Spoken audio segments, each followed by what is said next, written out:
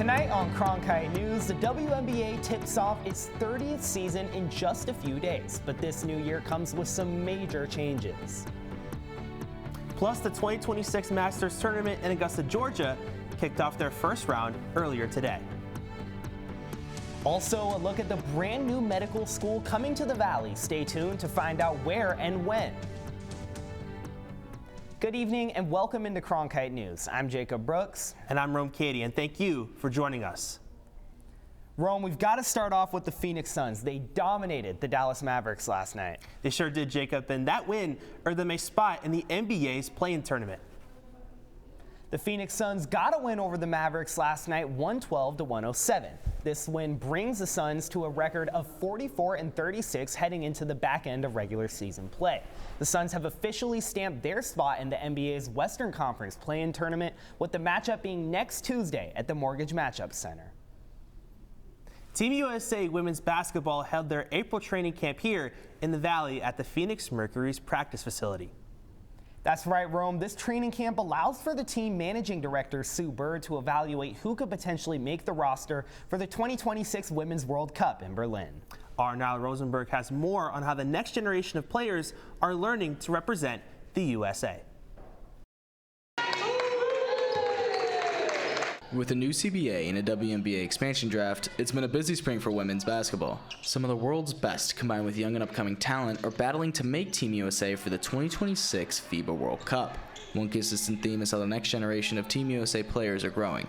Aja Wilson, our World Cup and WNBA champion, is keeping an eye on their progress. It's super cool just to see them, want to be here, want to learn, want to grow. I think that's the beautiful thing about this next generation and this group of youth that we have is they want to be sponges. As they continue to play here in Phoenix, they also learn a lot about each other personally. With the opportunity to represent their country, it's brought these players closer together. Being able to play with Aja yesterday was kind of crazy, that's surreal. Learning from Slim, I'm just naming off names. Everyone has just been so special and really cool to work with. The chance to represent their country opens doors for so many young players, including college athletes Juju Watkins and Michaela Blakes. As only non-pro players at the spring camp, they are learning what it means to play for Team USA. Something 5-time Olympic gold medalist and 4-time World Cup champion Sue Bird wants them to embrace. Hopefully they're learning what it means to have USA on your chest, what you're representing, the culture that we've helped build through the last about 30 years. It's always passed down. For the young players, they taste it. These camps are short, but in a very short time, you do get to taste what it is to be a part of USA basketball. As September approaches, Team USA looks for their 5th consecutive gold medal in the upcoming FIBA World Cup. In Phoenix, Niall Rosenberg, Cronkite News. Sue Bird will continue to evaluate all those players before announcing Team USA's roster that will go for the gold in Berlin in September. The WNBA is heading into its 30th season, unveiling a cool new logo and memorable initiatives. That's right, Rome. WNBA Commissioner Kathy Engelbert said that this season is the beginning of a new era, with the launch of a program dedicated to honoring the past 30 years and the 3 original WNBA teams, the New York Liberty, the Los Angeles Sparks, and the Valley's very own Phoenix Mercury. The new 30 logo will also appear on game balls, courts, and jerseys throughout the season. Along with the exciting 30th anniversary, the Mercury have even more big news. Yeah, that's right, Jacob. Phoenix Mercury legend Diana Taurasi will be inducted into the Arizona Sports Hall of Fame later on tonight. Taurasi played for the Mercury for her entire 20-year career and has lots of hardware to show for it, with 3 championship rings, 11 All-Star Game appearances, and holding the title for the all-time leading scorer in WNBA history. Safe to say, she's definitely made her mark on the league and the Valley. Taurasi will be the 3rd member of the Mercury family to be inducted into the Arizona Sports Hall of Fame. The Arizona State men's club basketball team is headed to the NERSA Championship Tournament for only the 3rd consecutive year. That's right, Rome. Cronkite News reporter Jonah Simk in England has more on how this team plans to try and take home the hardware. The Sun Devil Fitness Center has been home to one of Arizona State's fiercest basketball teams, a dedicated group of athletes playing purely for the love of the sport. All we have is the 3 times a week because that's all we can get here, so a lot of work outside of practice. I mean, coaches aren't getting paid to be here. Players are taking time out of their day. They've got class, jobs, whatever it may be, so a lot of people won't want to do that, but that's kind of our mantra of our team. That hard work allows the team to improve year after year as their roster grows together. Some former players have even graduated into coaching roles. I think we're a lot more focused this year on the real end goal, and I think that's really important. So every practice we come together as coaches, we try to talk for at least an hour, get the practice plan solidified, and then we try to execute. We all have the same love and passion and hobby, and we all bond through that, so that's what makes us great. You know, we just push each other to be better, and, you know, it can be a difficult task when you have to be hard on people for stuff that they love. The team ended with a 19-3 regular season record as they prepare to go to Wisconsin for the NERSA National Championship, a tournament similar to the FIFA World Cup with group play that feeds into a single elimination tournament. You got two pool play games, and then they take the best 32 teams, and it's just a bracket play. Best team wins. Last year we lost in the Elite Eight, but we hoping to get over that hump and, you know, win the whole thing this year. The Devils will end their year with a chance to stand alone above their club basketball competition and possibly come home with a championship. In Tempe, Jonah Simkin, England, Cronkite News. The team leaves for the competition in Wisconsin on April 16th. Exciting stuff, Rome. And coming up next on Cronkite News, one company has been making leather baseball gloves for over 100 years. But we tell you what makes this company stand out among the rest up next. Where they make it for us, you know, like with your name or nickname, whatever you want to put it. I feel it's really comfortable for me, and I just love it. This innovative twist coming up on Cronkite News. Whether it's out on the baseball field or you think you can play in the Masters next year, I got your weather here in Phoenix while you're stepping outdoors later in the show.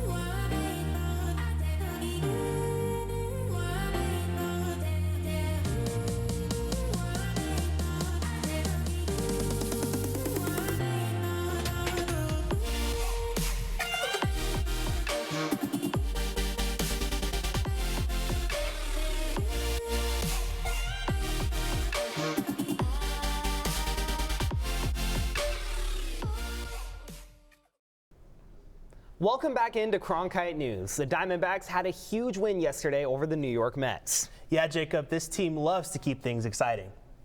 Let's get straight into the highlights. The D-backs took an early lead yesterday against the Mets, scoring 4 runs in the top of the second inning. This win puts Arizona right at 500 going into their last game of the series in New York. The D-backs will then head over to Pennsylvania tomorrow for a 3-game series against the Phillies.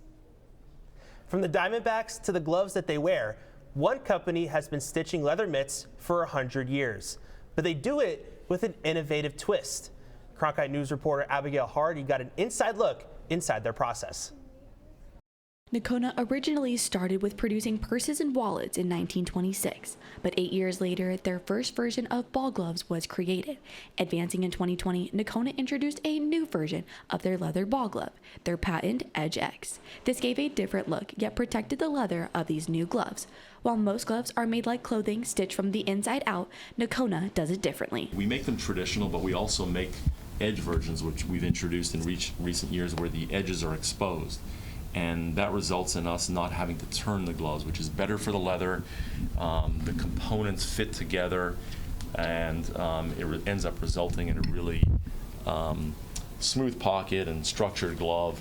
So this is one example of that. It's a 100-year platinum edition. Celebrating their 100th anniversary, Nakona is awarding one individual with their centennial $100,000 platinum ball glove in memory of this huge milestone. I think that our unique ability to be able to personalize and design on a whim. I've been part of so many projects where I am so proud of. The $100,000 glove is one of them. That is such a unique process.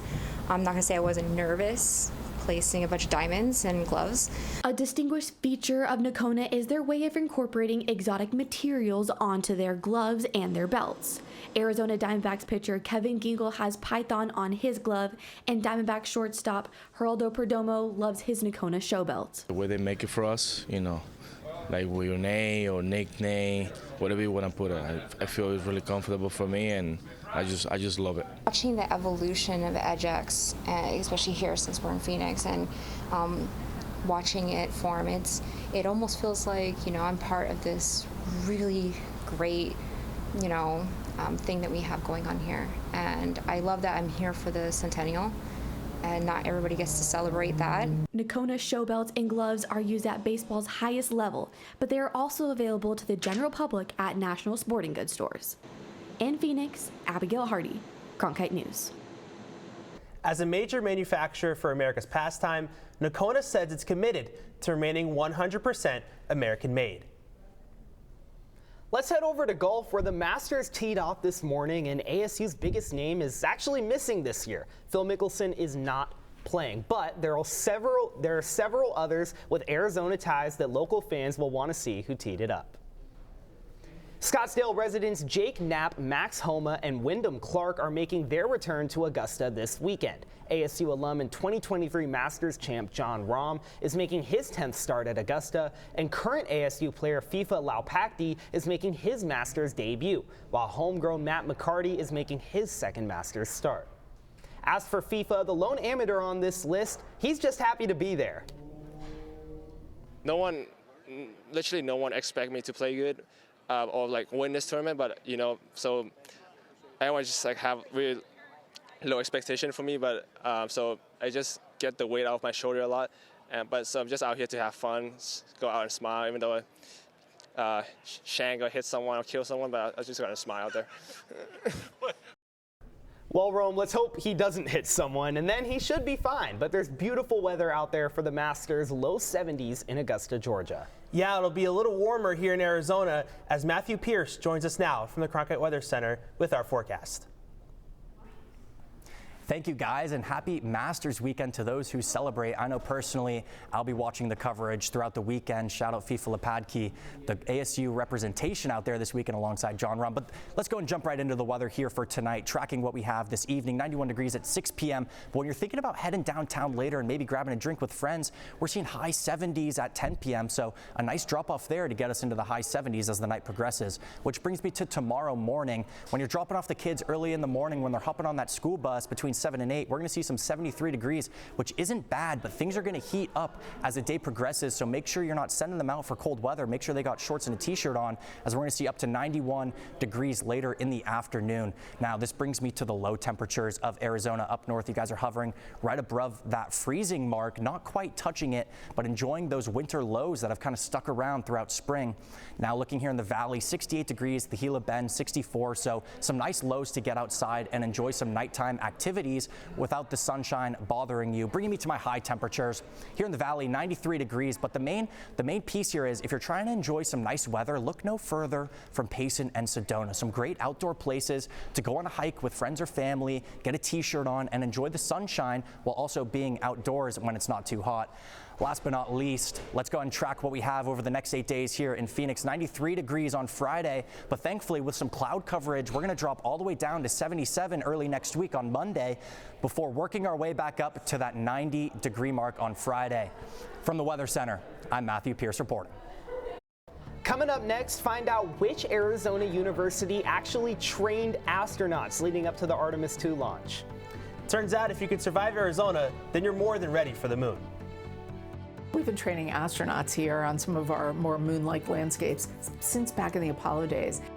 We'll take a deeper look at Arizona's surprising connection to the moon, coming up right here on Cronkite News.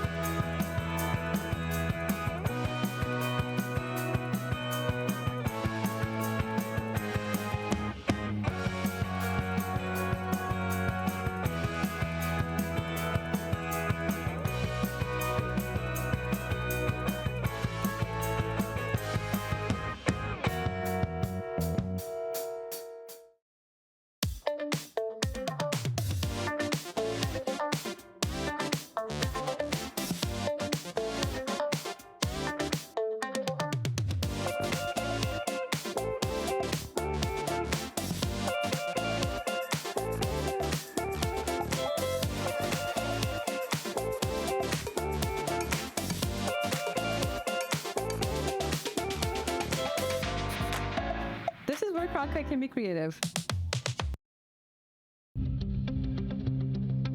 You meet so many new people who are on different communities, and when you do that, you're able to network not only, but also get to engage, talk to people, and make life friends. I think that definitely surprised me, the community that I would find, because I wasn't really expecting it.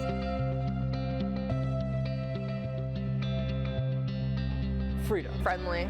Nice. I'd say cozy. As a teacher, you just want to reach people. You want to make a difference. You want to help them. I have an opportunity to do something I never imagined I would be able to do. Go out and build the best biology class the world has ever seen. When you go into Dreamscape Learn, you put on a set of goggles and you can go anywhere. You can be anyone and do anything. The thing about Arizona State University is they're always thinking about what's next. We can create virtual reality experiences so that you can learn by exploring in a virtual world the way that scientists explore in the real world. And kids can feel that. All these emotions are what help the brain encode information. When I see a student come out of VR, the look on their face is nothing like I've ever seen when I finish a lecture. They look so happy to be there in that moment. You know that you've reached them.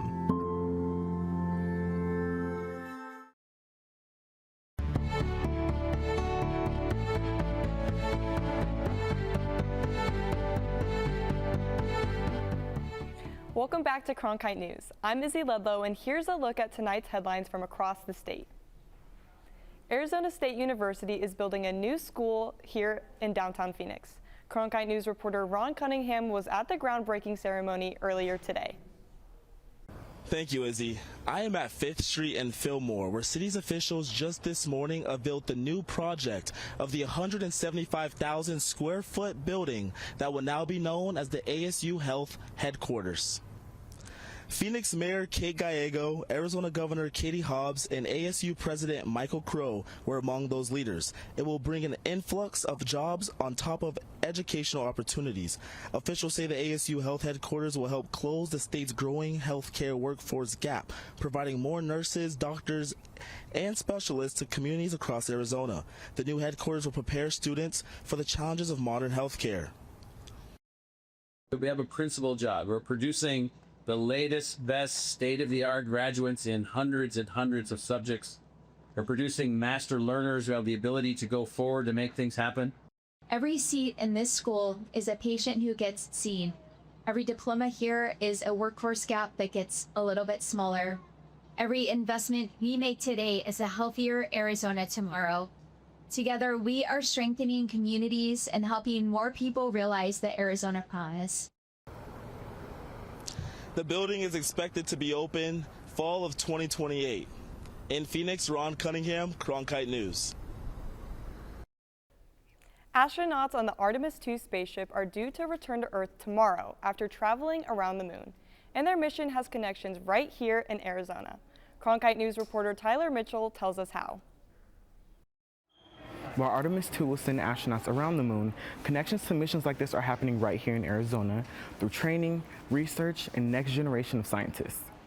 Kelsey Young, who was in Mission Control, first time ever a scientist has had a seat in Mission Control. She's an ASU grad. Kelsey Young is not in space, but she is the lead scientist in Mission Control for Artemis II. But that is not where the Arizona connection ends. And all of the astronauts that just flew around the moon had some training from ASU faculty in how to think about geology. ASU professor Lori Leshin was a former director of NASA's Jet Propulsion Laboratory and says Arizona is critical to space research. We've been training astronauts here on some of our more moon-like landscapes since back in the Apollo days. It is not just Arizona's landscape, but our technology helping the mission as well. I have a bunch of students who in particular work there in the group that develops the superconducting detectors that are used for receiving the optical signals from Artemis. Artemis II astronauts have taken unique photos from the furthest point in space humans have ever gone. They've tested life support systems, deep space navigation, and communications to prepare for future exploration. It is really our first steps back to landing on the moon again, to setting up a base on the moon, and to having a permanent human presence on another world. We're literally becoming a multi-planet species. With Artemis II, we are paving the way for that. In Tempe, Tyler Mitchell, Cronkite News. The crew is expected to splash down in the Pacific Ocean off the coast of California. They will then be checked out before returning to Johnson Space Center in Houston. An update to the SRP election. Clean energy advocates won the majority of spots on the board, but two candidates backed by Turning Point USA won the top spots. Chris Dobson won his race for board president, and Barry Paisley won his race for vice president. Despite these conservative wins, this is the first time in SRP's history that renewable energy supporters will control its policy making. Arizona is having its first ever statewide Tech Week, giving startups a chance to tap into the growing industry here in Arizona. I went out to a competition this week where some local businesses got a chance to practice their pitch in a pretty unusual way. The Phoenix Raceway is usually filled with fans and roaring engines, but now things look a little different. Instead of a race, this is a high-speed business competition. This isn't your average pitch competition. This is, a different experience, a different environment, and that's where the real connections can happen. During Arizona's first ever statewide Tech Week, Avondale Venture 500 created a unique opportunity for tech startups to get attention. That was a great opportunity for us to really make a splash in this community, get exposure for founders, to really get connected to investors, and hopefully have a lot more of those collisions in the room, even for people who are here networking. Founders can pitch their startups on the racetrack or on stage in just 2 minutes. For Donatella Ballone, it's a chance to be seen. I think as a founder, if you pitch and you pitch in a car that's going that fast, you're probably at that point, gone through like the most stressful pitch that you've ever had. Donatella Ballone's startup, a fashion-forward solution. If you are a customer and you scan, say, like a QR code inside your jacket, it's going to provide services to you like resale, repair, community events, rewards, and things like that. Big tech corporations like TSMC, Amcor, and Google all moving to Arizona give smaller tech startups a bigger audience. So it's good that Arizona is starting to get some recognition nationally, especially as more corporates are moving into America. I think pitching what you do where the people are is the most important way to grow, because people see you, recognize you, and believe you. Despite how fast the tech industry is moving, these companies hope to get ahead in the race to success.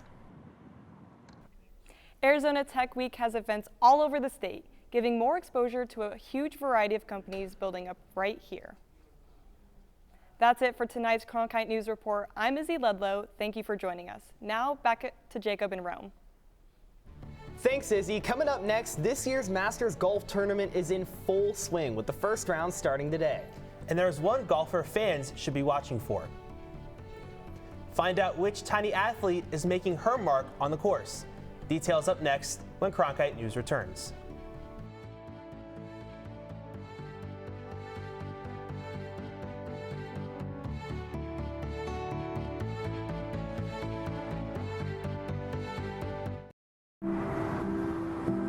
As a teacher, you just want to reach people. You want to make a difference. You want to help them.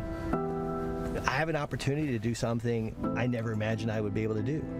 Go out and build the best biology class the world has ever seen. When you go into Dreamscape Learn, you put on a set of goggles and you can go anywhere. You can be anyone and do anything. The thing about Arizona State University is they're always thinking about what's next. We can create virtual reality experiences so that you can learn by exploring in a virtual world the way that scientists explore in the real world. And kids can feel that. All these emotions are what help the brain encode information. When I see a student come out of VR, the look on their face is nothing like I've ever seen when I finish a lecture. They look so happy to be there in that moment. You know that you've reached them. Welcome back into Cronkite News. Poppy McElroy is returning to the par 3 contest alongside her dad, Rory McIlroy, a 5-time major golf champion. Poppy became an internet sensation at last year's contest when she made a 25-foot putt on the 9th hole. Take a look.